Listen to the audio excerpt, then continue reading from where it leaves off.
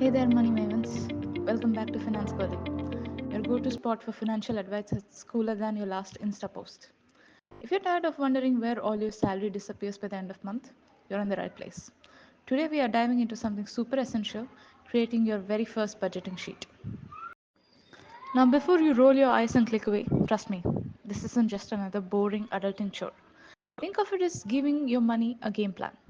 Because let's be real, just like we can't win a cricket match without solid strategy, you can't win at adulting without a budget.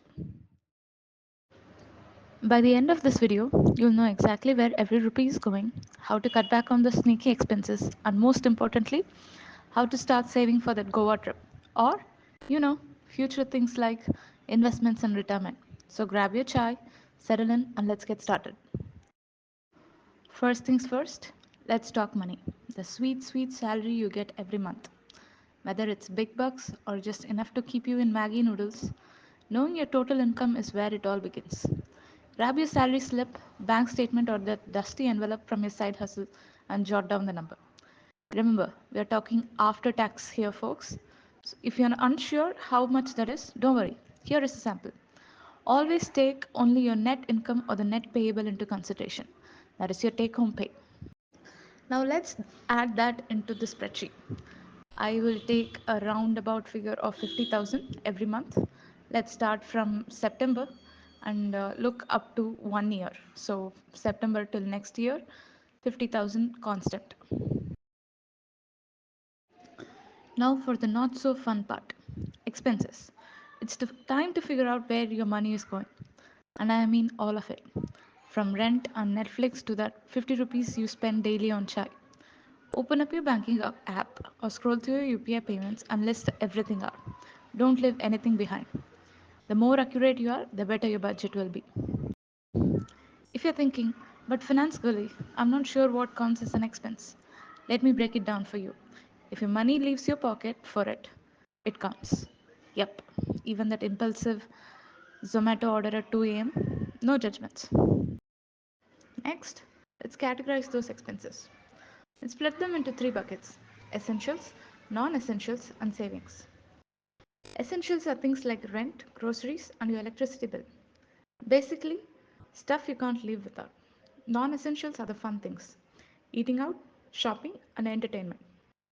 Savings, that's your future money. Think investments, emergency funds, or the Goa trip you have been dreaming about. Now, let's go back to the Excel sheet and start placing each expense into its category. Don't worry, if it's not perfect, just do your best. You can always tweak it later. So in the example I was showing, I have given 20,000 for the essential expenses. So that includes rent, food, and anything that is required for a day-to-day survival. Next, we have given, let's assume you have debt and you're repaying the debt. So 15K for the debt every month you're paying, that's gone. So totally that is 35K with expenses and debt. Remaining you have 15K. In that, let's just put 5K towards emergency funds and 5K towards your mutual funds. This will leave you with a miscellaneous fund for 5K. This can be anything that can come up suddenly, like a bike repair or a car repair. All right, time to set some goals. Think about what you want to achieve with your budget. Are you looking to save more, cut down on takeout, or maybe finally pay off that credit card? Set realistic targets for each category.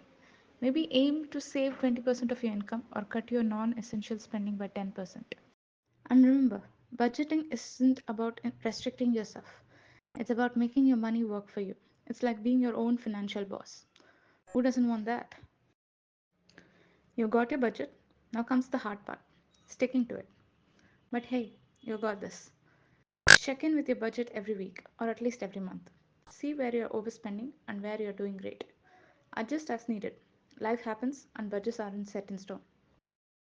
Pro tip: if you aren't into spreadsheets, there are tons of apps out there that make budgeting a breeze. From the classic Excel to apps like YNAB, Good Budget, or Walnut, pick what works best for you. If you found this video helpful, don't forget to hit that like button, share with your friends, and subscribe to Finance Girly. Let's make those rupees work harder for you. Until next time, stay savvy.